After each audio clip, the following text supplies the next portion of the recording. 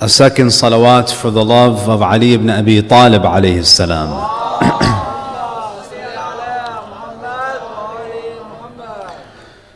For the hastening of the reappearance of the Imam of our time, a third salawat in the loudest of your voices.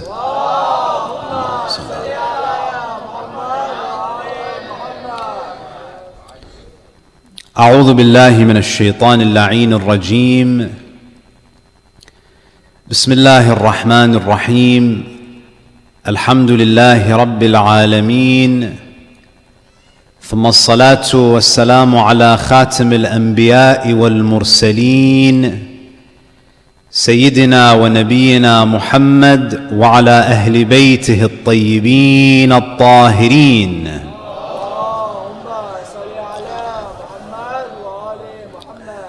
صلى الله عليه وعلى آله الطيبين الطاهرين. صلى الله عليك يا رسول الله، صلى الله عليك يا سيدي ويا مولاي يا أبا عبد الله، يا رحمة الله الواسعة ويا باب نجاة الأمة ويا عبرة كل مؤمن ومؤمنة. يا ليتنا فيا ليتنا كنا معكم سيدي فنفوز والله فوزا عظيما. بسم الله الرحمن الرحيم. قال رب السجن أحب إلي مما يدعونني إليه. صدق الله العلي العظيم. صلوا على محمد وآل محمد.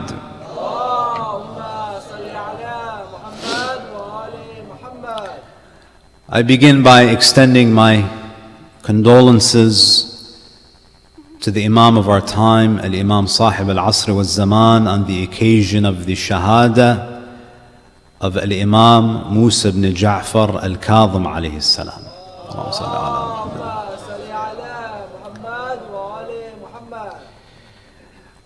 One of the honorific titles of our seventh Imam is that he is known as Babul Hawa'ij. Babul Hawa'ij, meaning the gateway, the door of our needs, of our requests. You see, brothers and sisters, when we turn to Allah Azza wa Jal and we seek our hajat through the Imams of Ahlul Bayt, this is the essence of Tawheed. There are other schools that perceive tawassul as shirk, that you are ascribing a partner to Allah. But in reality, tawassul is not us making the Imam Allah's partner. Rather, we are making the Imam our partner in dua. There's a difference between making a human being Allah's partner. We are making the Imams our partner in our appeal to Allah. And this is a sign of humility. That we find that we are unworthy of making a request on our own. That we partner up with those who are most beloved to Allah. So the Imam is Babul Hawa'ij, the gateway for our requests to be granted.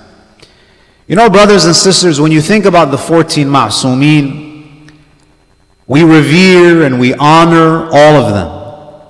But I'm pretty sure that each and every one of us has a special connection with one of the Ma'sumin.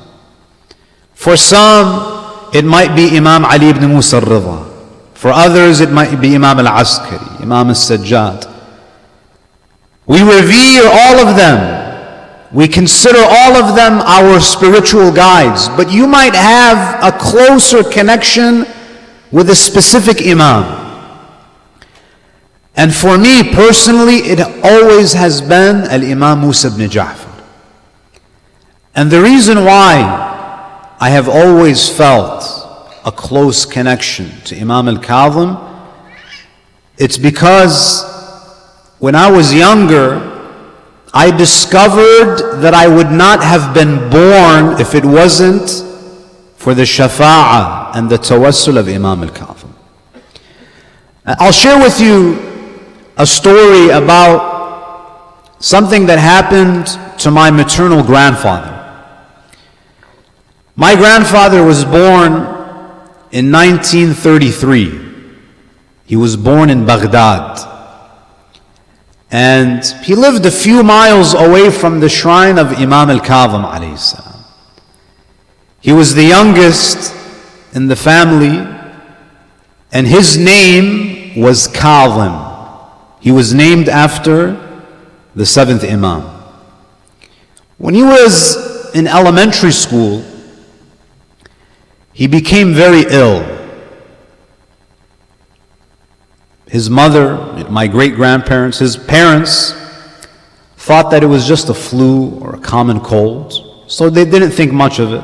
They gave him some medicine. One day went by, 2 days went by, and he wasn't getting better. His health was not improving. He missed an entire week of school. They took him to a local clinic. The doctor wasn't able to diagnose him.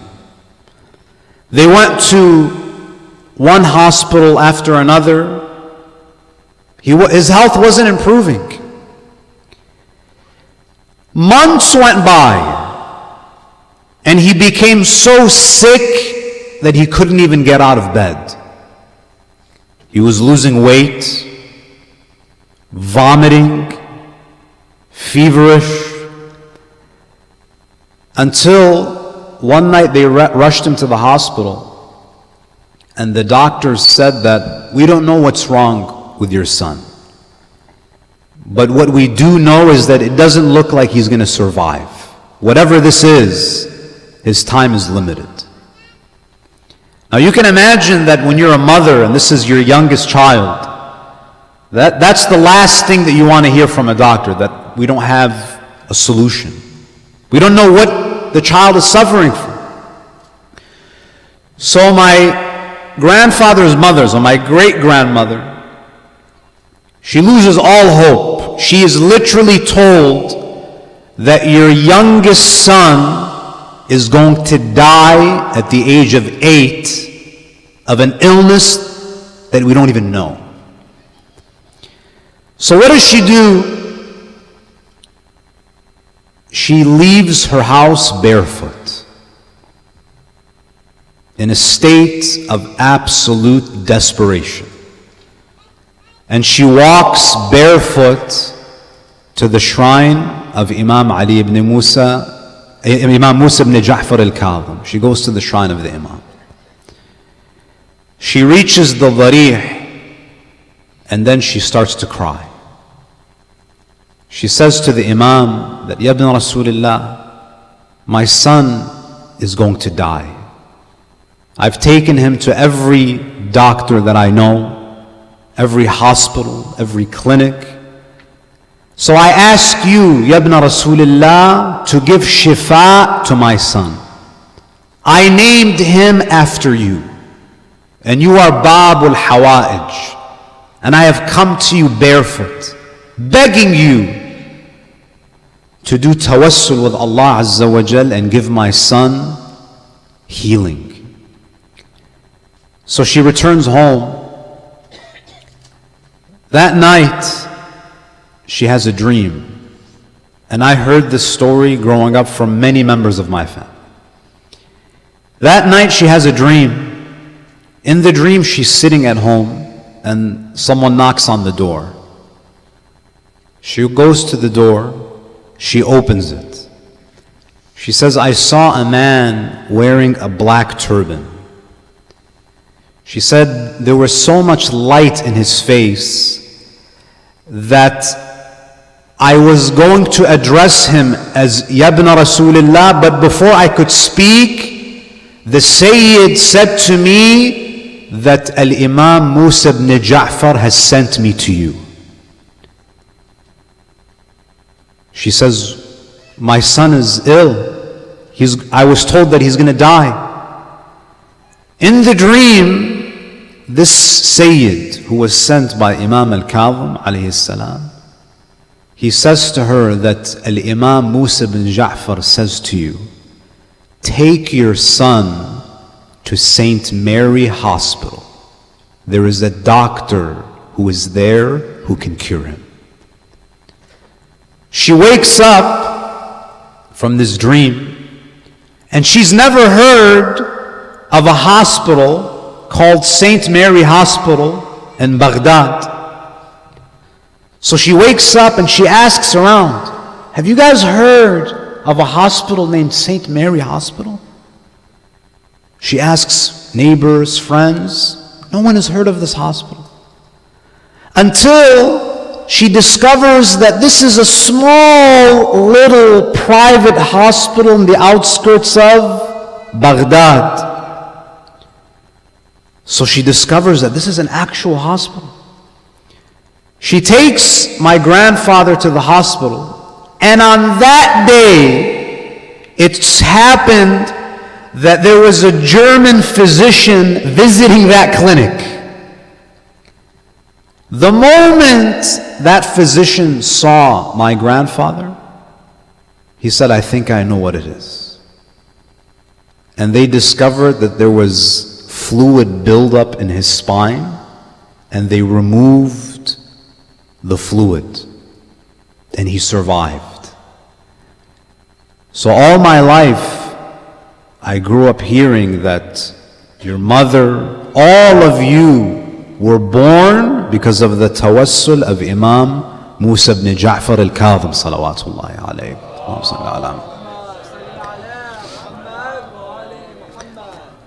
What makes Imam al Kadhim alayhi salam so unique? Why is this man so beloved to Allah Azza wa Jal? That people come to him from all around the world, and people have many stories. My grandfather wasn't the only one to receive shifa from Imam al Kadhim alayhi salam. There are many, hundreds and thousands of stories similar to this. Why is this Imam so beloved? Why is he so dear to Allah Azza wa Jal? You know, brothers and sisters, when you look at the life of this Imam, the Imam alayhi salam exhibited patience like you and I cannot even comprehend. You know, we always say that there is no day like the day of Aba Abdullah al-Hussein. But I would say that there are no years like the years of Musa ibn Ja'far al-Kadhim. That no Imam suffered more in one day than Imam al-Hussein alayhi salam. But perhaps no Imam suffered year after year more than Imam Musa ibn Ja'far al-Kadhim alayhi salam. If Nabi Ayyub alayhi salam is the symbol of patience among the prophets of God, Imam Musa al Kadhim alayhi salam is the symbol of patience among the Imams of Ahlul Bayt. When Imam al-Sadiq alayhi salam was martyred, you know, brothers and sisters, Imam al-Sadiq was martyred by al-Mansur al-Diwaniqi. He was a ruthless Abbasid Khalifa. And when he saw that Imam al-Sadiq's popularity was spreading and he was having so much influence, he issued an order for Imam al-Sadiq to be killed as well as his successor. Imam al Kadhim alayhi salam knew that the seventh Imam would be in danger. So in his wasiyah, the Imam alayhi salam writes that his wasi is actually 5 people, to confuse the Abbasids, so they would not know who is the actual successor. In his wasiyah, he writes that my wasi is 5, there are 5 people. One of them was Mansur, he wrote. He wrote Hamida, his wife.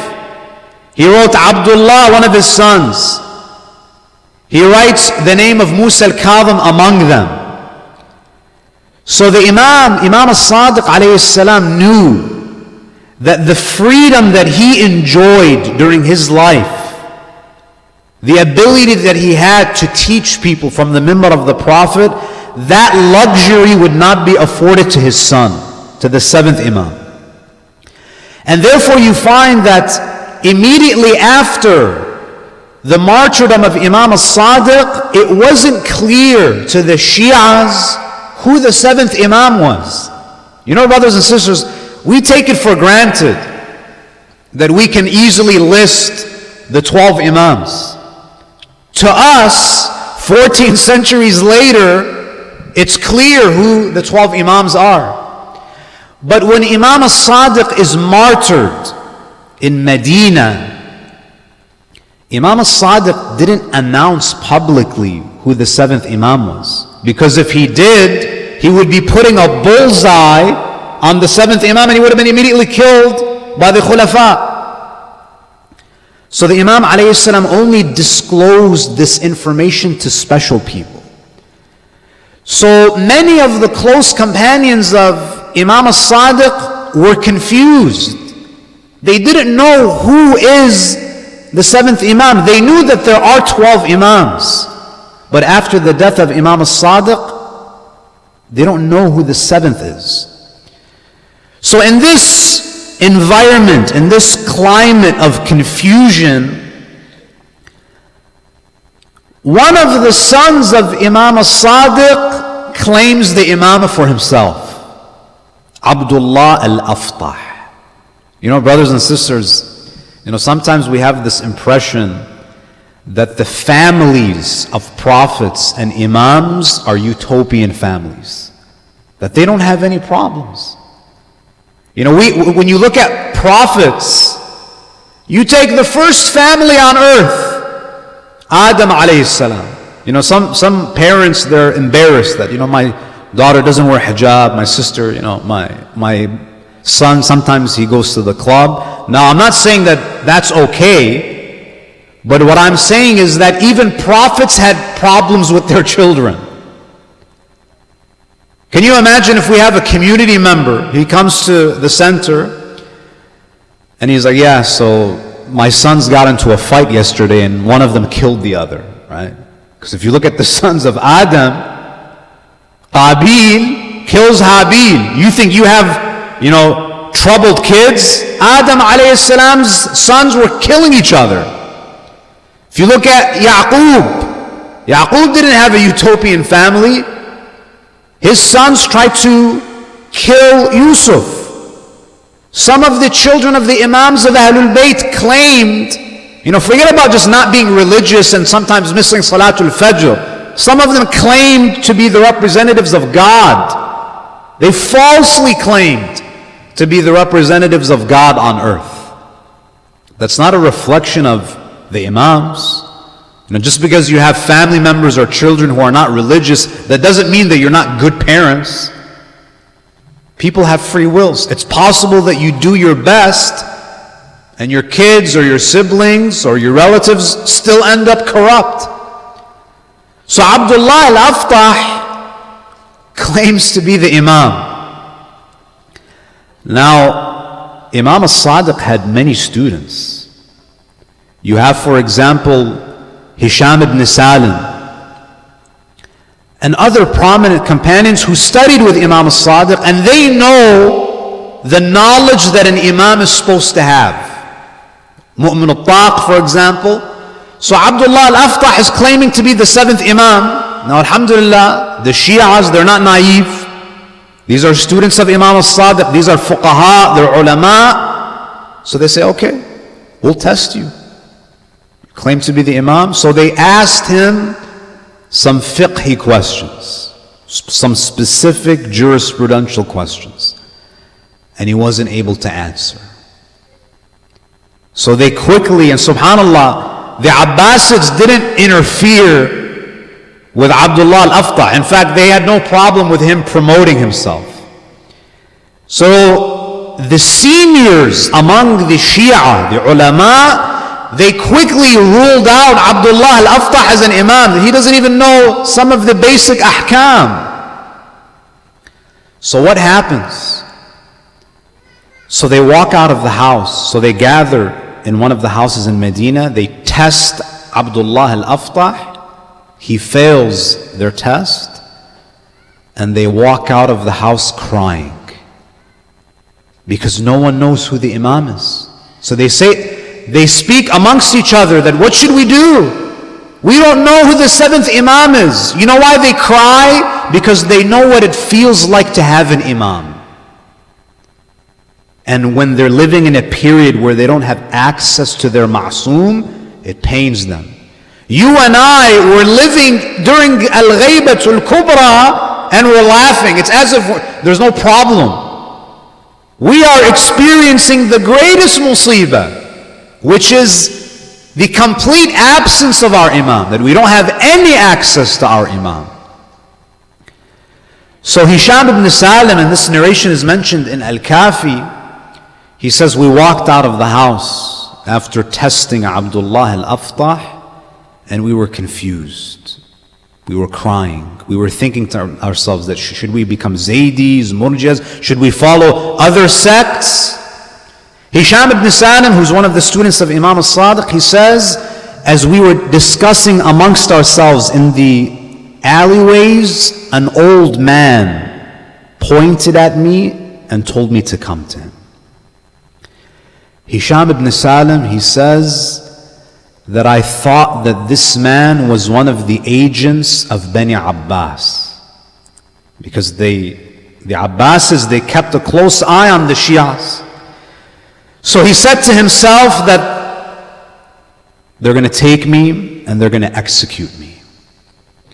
So he farewells all of his companions and he says that I'd rather be killed rather than seeing you all martyred. So he follows this old man, thinking that he's being taken to his death. The old man leads him to the house of Imam Musa al Kadhim.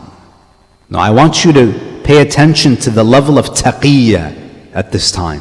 That we think that we're suffering today. We have the freedom of coming together and freely mentioning the names of the Imams of Ahlul Bayt, teaching their ahadith. Hisham ibn Salim is secretly led to the house of Imam al-Kadhim. He enters into the house and Imam al-Kadhim is sitting there and he says, don't follow this madhab or that madhab, come to me. Hisham ibn Salim, he says, I was still unsure who the Imam was, because Abdullah is the son of Imam al-Sadiq and Musa ibn Ja'far is also a son of the Imam. What if he's just like his brother and he's falsely claiming? So he says, I asked Musa ibn Ja'far, are you the Imam? Imam Musa ibn Ja'far alayhi salam, he says, I didn't say that. Pay attention. The Imam is in the privacy of his own home. Hisham ibn Salim is asking him, are you the Imam? The Imam does not feel comfortable in telling him that yes, I'm the Imam. That's how much they were being watched. So Hisham ibn Salim, he says, I thought to myself that maybe I should rephrase the question. So he says, I asked Musa ibn Ja'far, do you have an Imam? And Musa ibn Ja'far says, no. Hisham ibn Salim says, I understood that he was the Imam, and when the Imam said to me, I don't have an Imam, my heart was overcome by the presence of the Ma'soom of my time.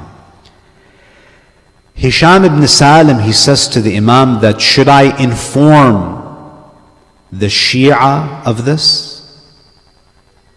Imam al Kadhim alayhi salam says to him, only inform those who can handle the sensitivity of this information.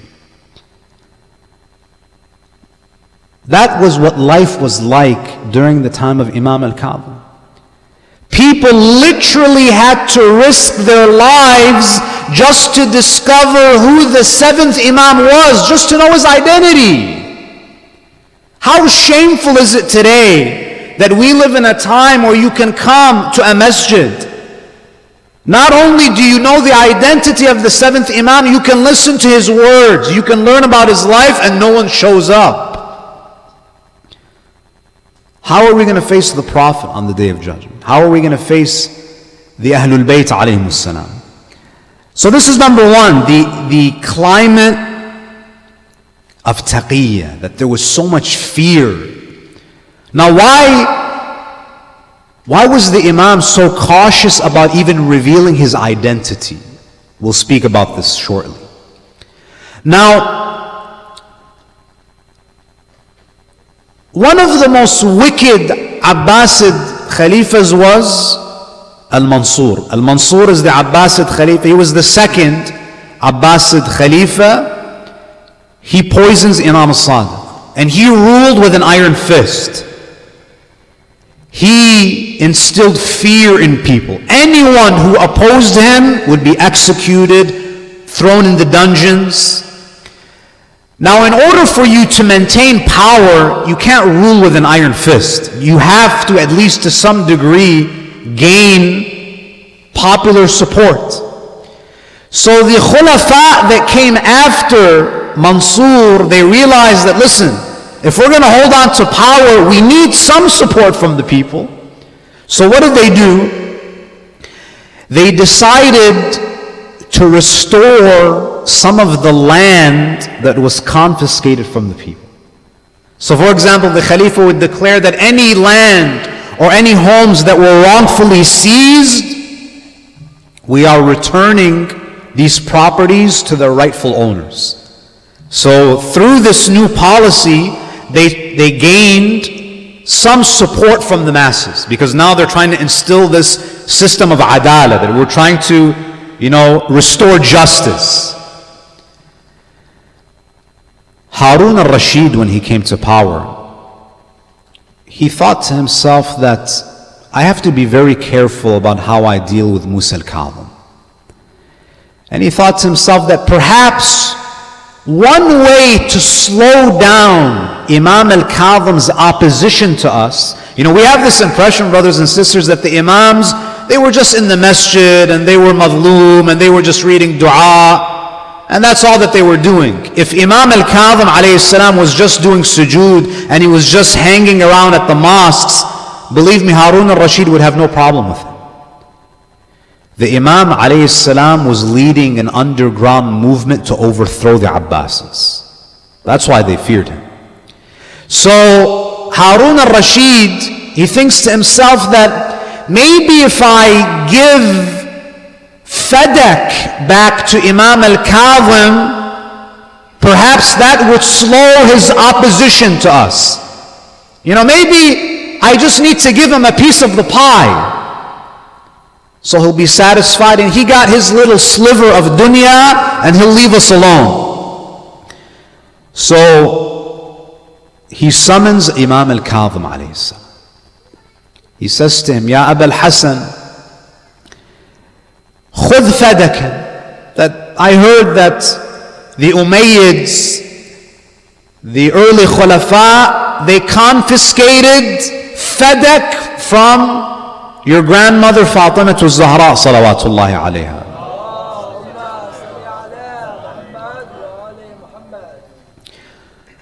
So take it back, and then we'll be on good terms.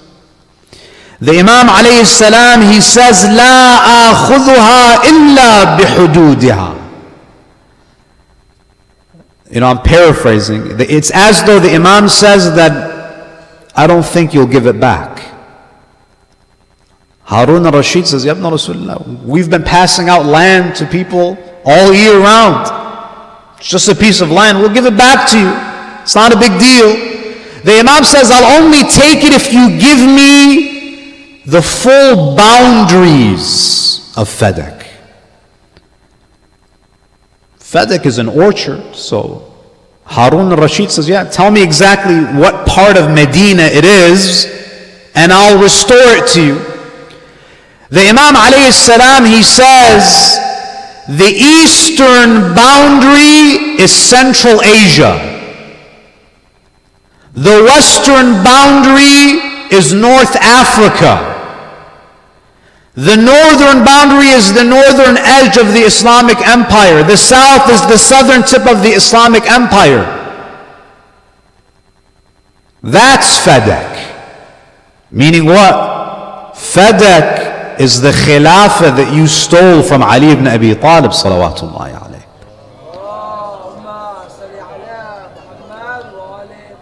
Harun al-Rashid, he says that if we give this to you, then there's nothing left for us. The Imam says that's what Fadak is. You see, brothers and sisters, the Imams alayhimus salam, they were powerful because they spoke truth to power. They were not intimidated by tyrants. The Imam alayhis salam was very vocal when he was in the presence of Harun al-Rashid. When Imam al Kadhim alayhi salam was in Medina, sometimes the Abbasids would send people just to keep tabs on the Imam, just to monitor exactly where he is and report back. Sometimes the agents of the Abbasids, they would not be able to locate Imam al Kadhim in Medina. So they start to panic. Where is the Imam? What is he doing? There are reports that he was spotted in Sham. Imagine the Imam is moving throughout the Islamic Empire silently. He's in Sham. What is he doing in Sham? He's recruiting people for his movement. He's bringing people to the school of Ahlul Bayt alayhimus salam. And when he's in Sham, he tells people that if any of the Abbasid spies, if they ask you, if you have seen me, deny that you even know who I am. That's how dangerous it was to be affiliated with Imam al Kadhim alayhi salam. And there were many people who were killed because of their connection to the Imam alayhi salam. The Imam, he also established a system of wikala. You know, brothers and sisters, after the martyrdom of Imam al-Hussein alayhi salam, do you know how many Shi'as were left? I'm talking about real Shi'as. Not just lovers of Ahlul Bayt. Real followers of Ahlul Bayt. We have a hadith to say there was 3. There were 3 genuine, staunch Shias after the Shahadat of Imam al-Hussein alayhi salam. Of course, other than his direct family. Imam Zainul Abidin had to rebuild the Ummah. Imam al-Baqir, Imam al-Sadiq. At the time of Imam al-Sadiq and Imam al-Kadhim, the followers of Ahlul Bayt had multiplied to such an extent that the Imams had to appoint representatives in every corner of the Islamic Empire. You see how quickly the Imams alayhimus salam were able to rebuild the community? They were effective at what they did. Imam al-Kadhim, Imam Zainul Abidin used to purchase slaves, train them for a year, and release them. And he would do that year after year after year. Now what were these wakala doing? Many of them were secretly spreading the teachings of Ahlul Bayt throughout the Islamic Empire. People would come to Imam al-Kadhim, Imam al-Ridha, and they would say to the Imams that We have questions to ask you, but we live far away from you. And it's too difficult for us to travel to Medina. So what should we do? Imam al-Ridha alayhi salam, for example, says that seek the knowledge of your religion from Zakaria ibn Adam. So some of these wukala were scholars. People would refer to them for religious matters. But in addition to that, the followers of Ahlul Bayt, they would give their zakat and khums to these wukala, and through these networks, they would deliver it to the Imam. So the Imam was receiving all of these funds, and he was funding his oppositional movement against the Khalifa. That's why Imam al Kadhim alayhi salam was imprisoned. He wasn't imprisoned because of salah or because he was reading Quran. He was imprisoned because he was actively fighting against that tyrannical regime. So the Imam alayhi salam is receiving these large amounts of money. He's taking care of orphans. He's supporting these different teachers. He's building this underground movement. And then what happens? One of the Imam's relatives, subhanAllah, sometimes your worst enemies are those who are actually closest to you. One of the relatives of Imam al Kadhim alayhi salam, he goes where? He goes to Harun al-Rashid. He goes to Harun, and Harun was unaware of this network of wukala. Harun didn't know. He thought that Imam al Kadhim just believed that he was the Imam. He didn't know that money is flowing to the Imam from every corner of the Islamic empire. So this man, this relative of Imam al Kadhim, he says to Harun that it seems that there are two Khalifas. Harun al-Rashid says, what do you mean there are two Khalifas?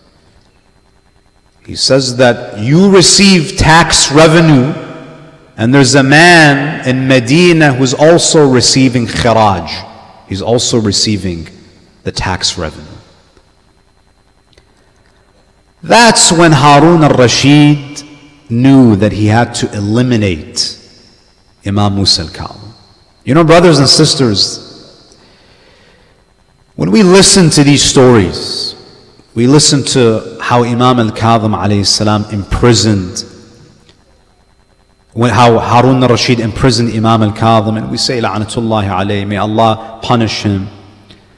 But believe me, some of us would sell out the Ahlul Bayt for much less than the kingdom of Harun.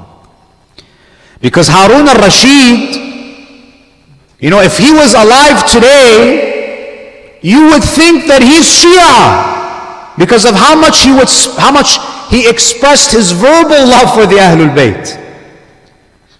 If Harun al-Rashid were to walk into our center and someone was reciting poetry about Imam al Kadhim, he would probably raise his voice and recite the loudest salawat. He doesn't have a problem praising.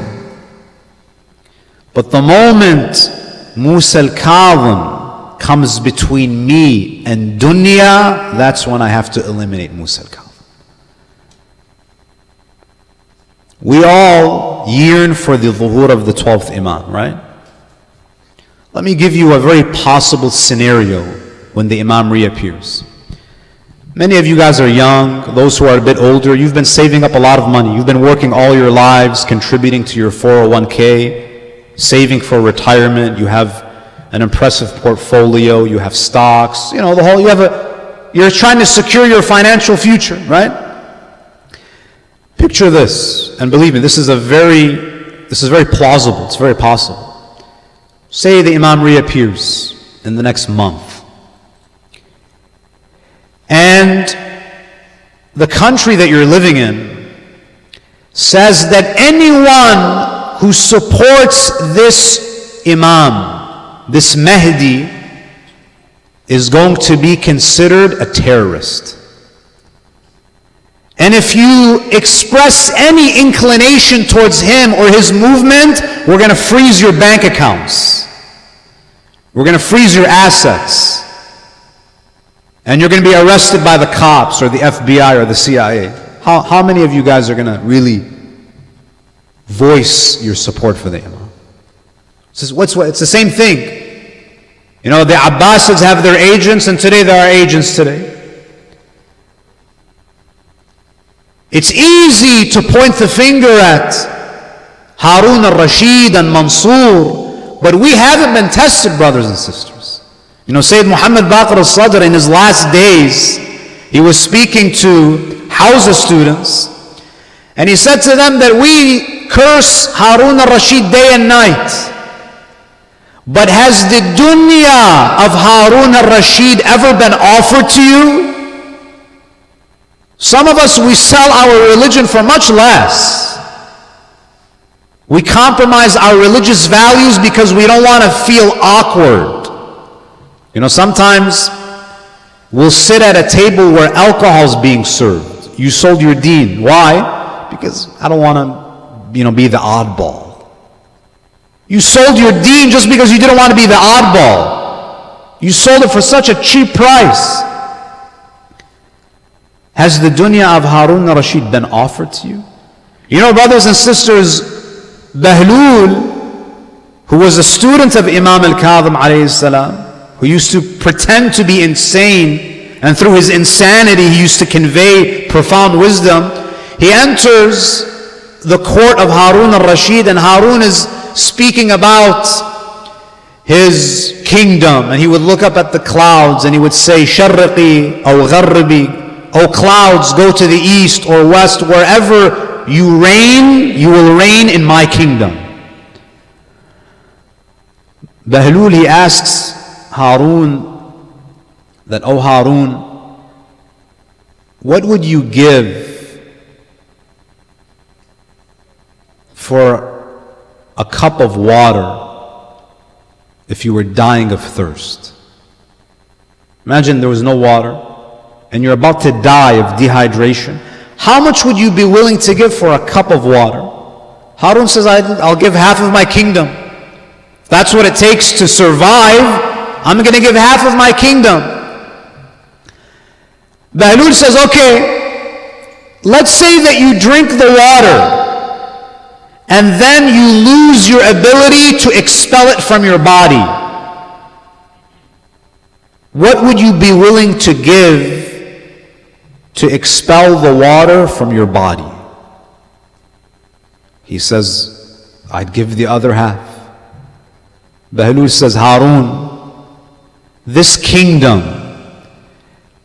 that is worth a cup of water and the ability to urinate, do not allow this kingdom to make you arrogant. That's the value of it. Believe me, even if Allah were to give you millions and millions of dollars, if you have cancer, you will give every penny just to survive.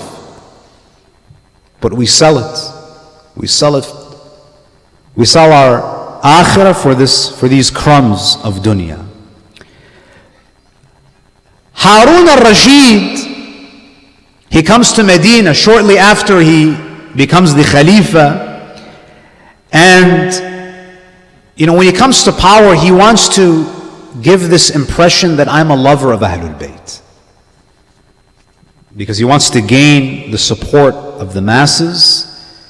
So he arrives in Medina, and people come to visit the Khalifa.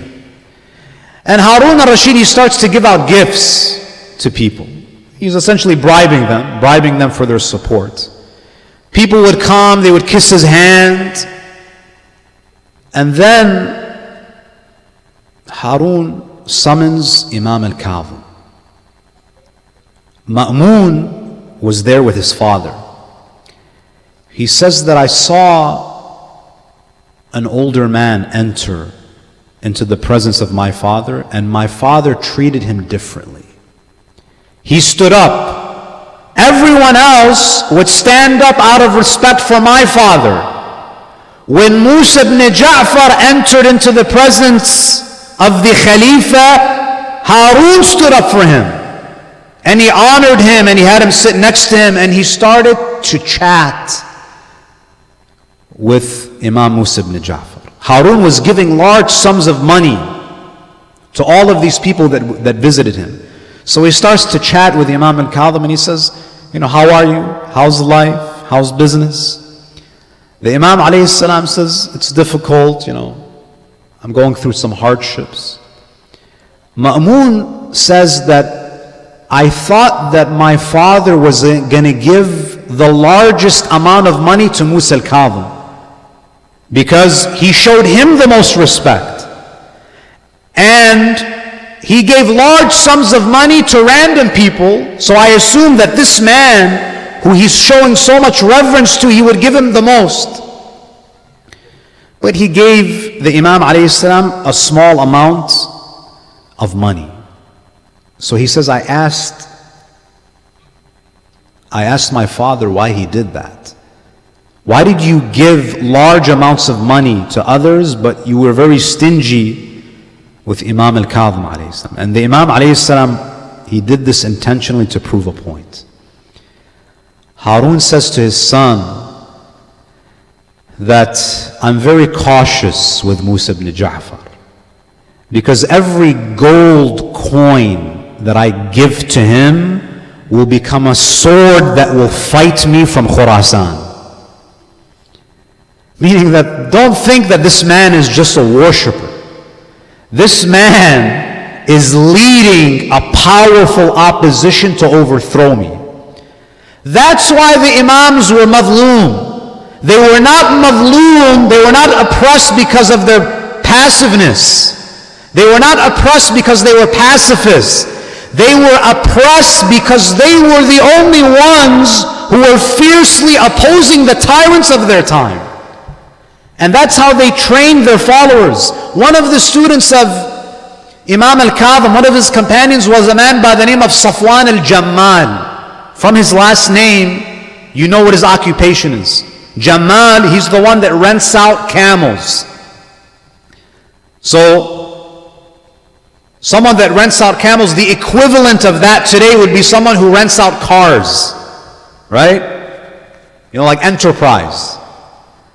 So Safwan al-Jammal, that was his business. And he used to rent out his camels to Harun when Harun would want to go perform Hajj. Imam al Kadhim alayhi salam, he says to Safwan, he says to him, كُلُّ شَيْءٍ مِّنْكَ حَسَنٌ جَمِيلٌ, that everything about you is good. Imam al Kadhim says, I like everything about you except for one thing. There's one thing that you do that is despicable. He says, Ya ibn Rasulullah, what is it that I do? He says, you rent out your camels to this zalim. Safwan tries to justify his actions. He says, Ya ibn Rasulullah, I rent it out to him so he can perform Hajj, so he can go to Baytullah, not to go to the nightclubs. I rent him out so he can perform ibadah.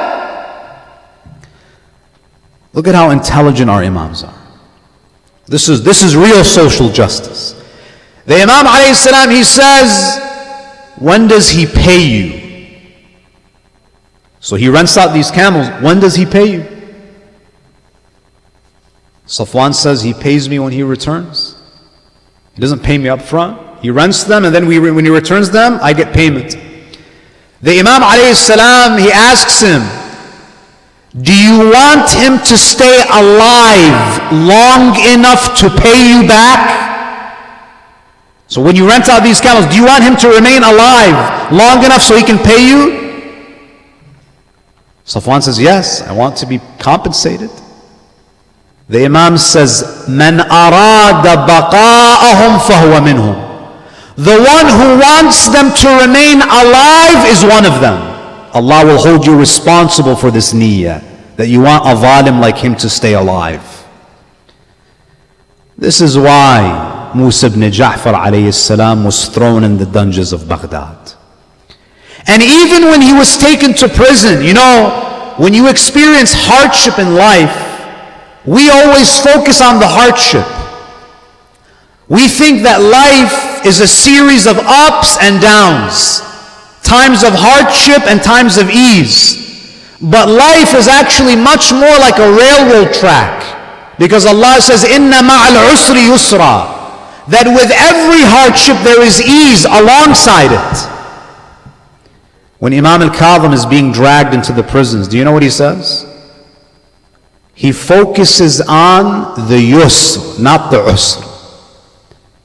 If you and I were being dragged to the prisons, what would we say? I'm going to be separated from my... We'd be focused only on what? The bad, the hardship. What does the Imam say? He says, Allahumma inni talama kuntu as'aluka an tufarrighani li'ibadatik wa qad istajabtu li wa lakal hamdu ala dhalik. He says, Oh Allah, for a long time I've been asking you to give me free time to worship you. And now you have granted my dua, and now I have nothing but time to worship you. The Imam alayhi salam, even at the most difficult moment in his life, he was able to see the ease. He was able to see the positive side of the hardship. He's poisoned in the prison. Harun al-Rashid himself, he puts poison inside of the dates. People write letters to the Imam alayhi salam saying, Ibn Rasulullah, we've been separated from you for a long time. This is the longest we've been cut away from an infallible. When will we see you again? The Imam alayhi salam says, very soon we shall be reunited. They say, where, O Imam, where will we see you again? He says that very soon, on this day, on such and such day, you will see me on the bridge in Baghdad. So all of the followers of Ahlul Bayt, news spreads that Musa ibn Ja'far is going to be released from the prison. We are going to be reunited with our Imam. They all stand there. They're excited. They're yearning to see the Imam. The gate opens from the prison. Instead of seeing their Imam walk out, they see the janazah of Imam al Kadhim alayhi salam. Imam al-Ridha alayhi salam, he was there, but I say to Imam al-Ridha who was there and he shrouded his father, they kept his body on the bridge of Baghdad for 3 days. I say to Imam al-Ridha, Ibn Rasulullah, I know it was difficult for you to see your father as flesh and bones on that day. He was starved to death. He was poisoned. He was on the bridge for 3 days. But what would you have said, Ibn Rasulullah, about your grandfather, Imam al-Hussein, who was left in Karbala without a shroud? Ibn Rasulullah, what would you have done if you were to see your grandfather, Imam al-Hussein, trampled by the hooves of the horses? Ibn Rasulullah, what would you have done? Your father, Imam al-Kadhim, yes, he was martyred, but at least his head was not separated from his body. Ibn Rasulullah, at least your father, Imam al-Kadhim, at least his head was not put on the spear and paraded through the markets. We ask Allah Azza wa Jal to bless us and guide us and illuminate our hearts with the teachings of Muhammad wa Ali Muhammad. We ask Allah Azza wa Jal to grant us the ziyarah of Imam Musa al Kadhim alayhi salam. We ask Allah Azza wa Jal for the sake of Bab al-Hawa'ij to grant us our hajat.